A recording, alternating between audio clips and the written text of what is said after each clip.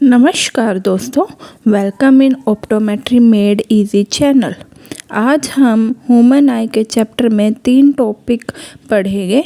Dispersion of light, scattering of light, our range of human आई।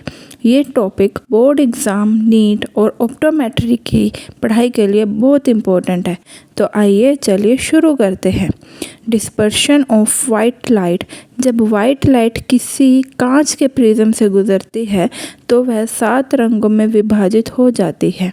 इस प्रक्रिया को dispersion of light कहते हैं।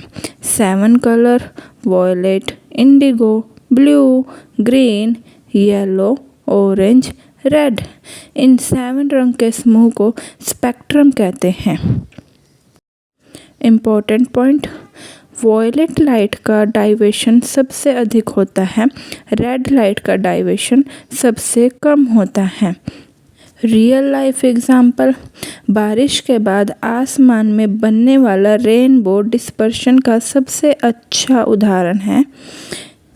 स्कैटरिंग ऑफ लाइट, जब लाइट एटमॉस्फेयर के छोटे छोटे कणों से टकराता है तो वह डिफरेंट डायरेक्शन में फैल जाता है।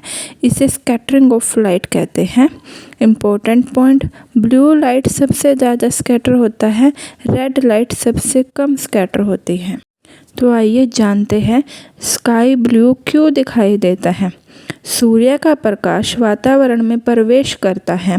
ब्लू लाइट की वेवलेंथ कम होती है, इसीलिए यह ज़्यादा स्कैटर होती है। यह नीला रंग हर दिशा में फैल जाता है और हमारी आँखों तक पहुँचता है। इसी कारण से दिन में स्काई ब्लू दिखाई देता है। आइए जानते हैं सनराइज़ और सनसेट में हमें रेड कलर का आसमान क्यों दिखाई देता है। सनराइज़ और सनसेट के टाइम सन की लाइट को एटमॉस्फेयर में लंबा रास्ता तय करना पड़ता है। ब्लू लाइट रास्ते में स्कैटर हो जाती है, रेड लाइट कम स्कैटर होती है और हमारी आँखों तक पहुँच जाती है।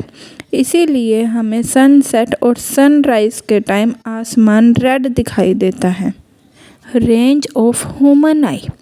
नियर पॉइंट, जब हम अपनी आँखों से बिना किसी स्ट्रेस के पास की वस्तु को आसानी से देख पाते हैं उसको हम बोलते हैं नियर पॉइंट। यह नॉर्मल आँखों के लिए 25 सेंटीमीटर मानी जाती है। और फार पॉइंट, जब हम किसी वस्तु को बिना स्ट्रेस के आसानी से देख पाते हैं, जैसे कि कोई पेड़, बिल्डिंग, नॉर्मल आँखों के लिए यह डिस्टेंस इन्फिनिटी माना गया है।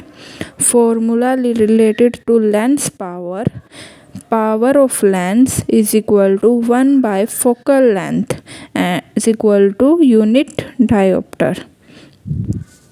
आज हमने जाना dispersion of light, scattering of light और आसान भाषा में समझा कि स्काई ब्लू क्यों दिखाई देता है और सनसेट और सनराइज़ के टाइम हमें स्काई रेड क्यों देखा जाता है।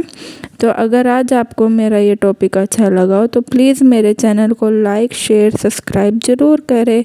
Thank you.